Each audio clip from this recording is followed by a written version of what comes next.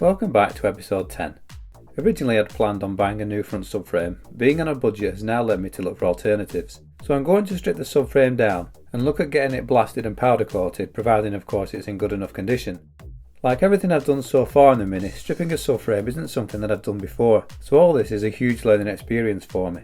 Luckily I've got the Haynes manual to hand and Dennis from Classic and Retro Restorations on the other end of the phone if needs be. Before I started, I went round the subframe taking lots of photographs so I know where the parts need to go back. Everything's pretty rusty, so a lot of these parts will be replaced. The top ball joints each side have already been loosened when I removed the engine. I've seen quite a few questions on the forums regarding undoing the ball joints, so I thought whilst the camera is out I'll show how I initially removed them. Bearing in mind though that I am no pro, so there may be better ways than what I'm doing here. The ball joints have a tapered shaft running inside a tapered arm. When fastened with a nut, they're held very tightly together.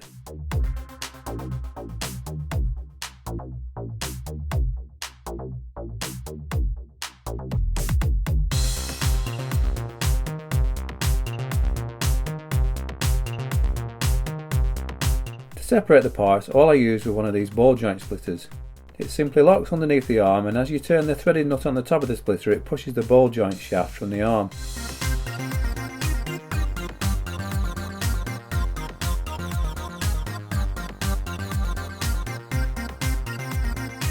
I used the same method on the lower ball joint. However, the nut and thread was so rusty that once the ball joint had been released I couldn't stop the shaft turning when I was trying to remove the nut. But as I was replacing these parts anyway, I simply cut the nut off.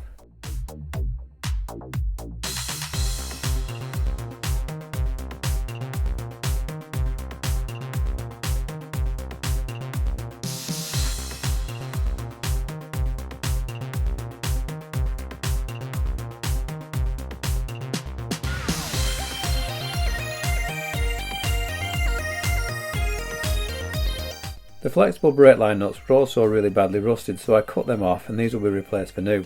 There was no pressure in the lines, but a little brake fluid left in there from draining, so I caught any surplus with a dustpan.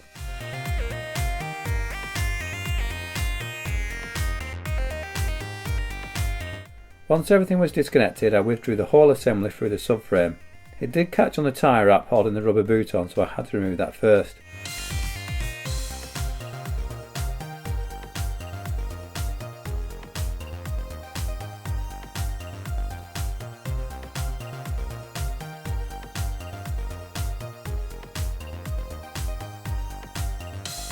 The opposite side was a similar procedure, but this time I made sure to remove the nut from the lower ball joint before splitting, so I didn't have trouble with removing the nut afterwards.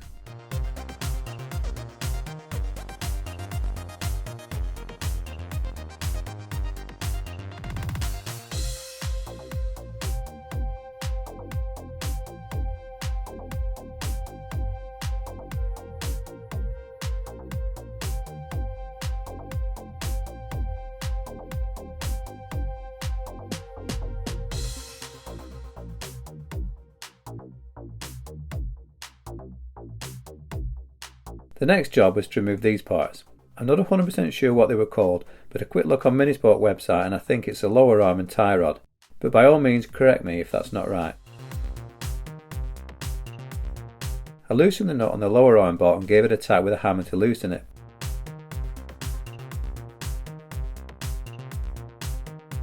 I then removed the tie rod nut. There seemed to be a washer that was stuck to the subframe. I did try prising it off, but after a quick call to Dennis it seems that this is possibly part of the subframe. To be honest, I didn't do a great job describing it very well over the telephone, so just in case I've left it and I'll check it later on.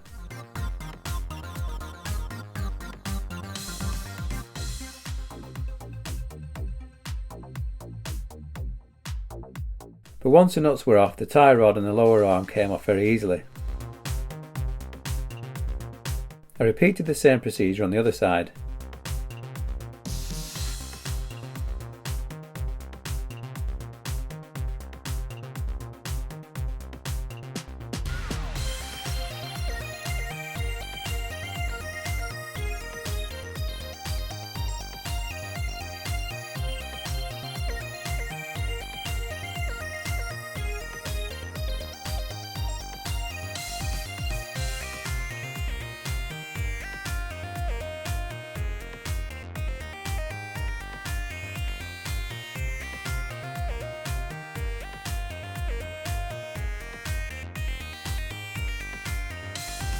I double checked to see if the washer on this side would prise off, but it does appear to be part of the subframe, so I left it alone.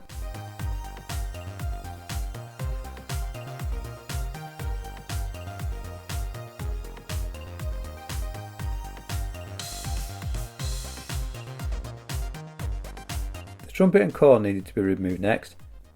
This bit I was absolutely clueless about. I'm aware there's a compression tool for this, but with being in lockdown I couldn't just nip out and go and get one. So after a bit of inspection I decided that I'd saw through the trumpet.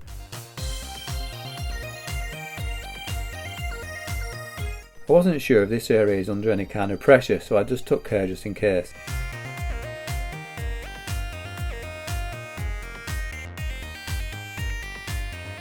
It worked quite well, and after sawing the trumpet it came out very easily. I couldn't get the cone out though, so I decided to remove what I think is called the top arm. Again, please correct me if this is called something different.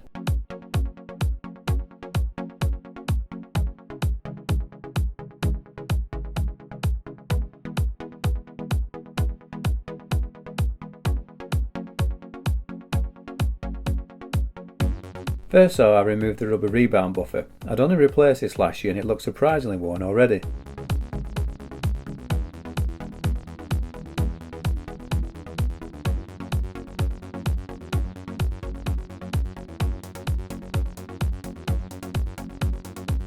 Removing the top arm bolt was fairly straightforward, although I did give Dennis a quick call first.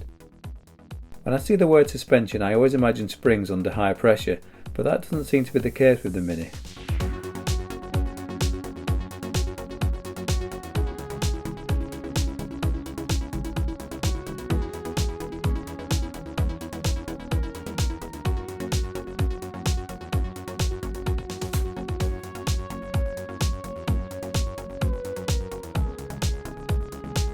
After removing the plate and the little bolts, the top arm bolt tapped out with ease and the top arm could be removed.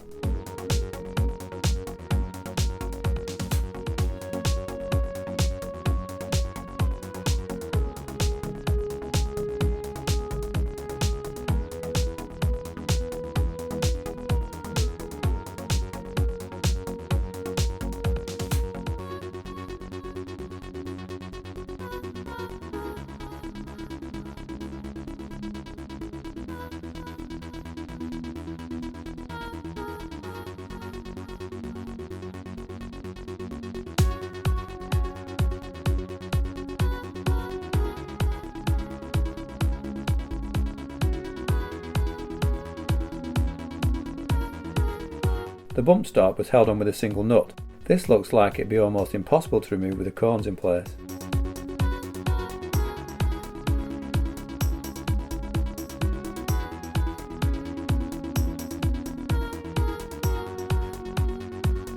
On the opposite side I did attempt to saw the trumpet, but with the cone looking so worn I opted to remove the top arm bolt, remove the top arm and then remove the trumpet and cone afterwards.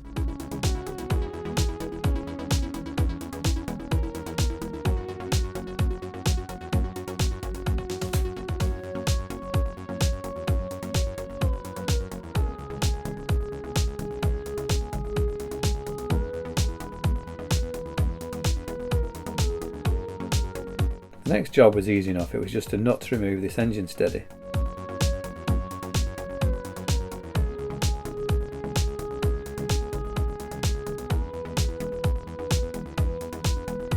Then it was on to removing the brake lines. All these are being replaced for new, so it was just a case of removing it in whichever way was the easiest.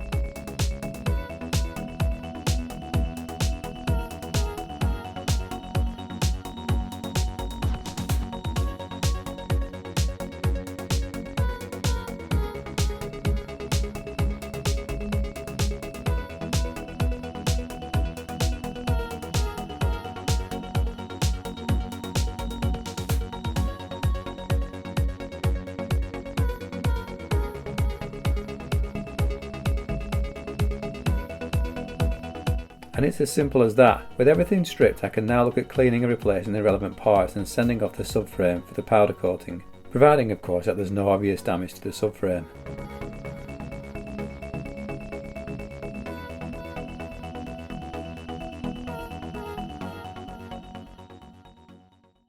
Prior to making the videos on YouTube, I worked as a firefighter for nearly 20 years, serving my community and helping to save lives and promote the fire safety message.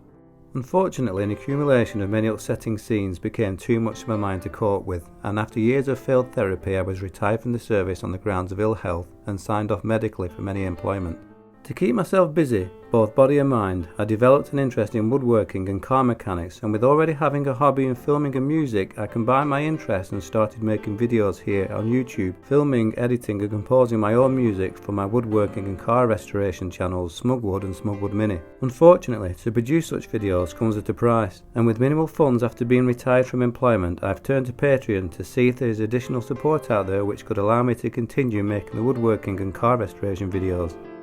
In return for support, there are various levels which are explained in more depth at the Patreon link below, but includes the chance to win one of my YouTube projects made throughout the year, and also inclusion into random prize draws open to patrons only.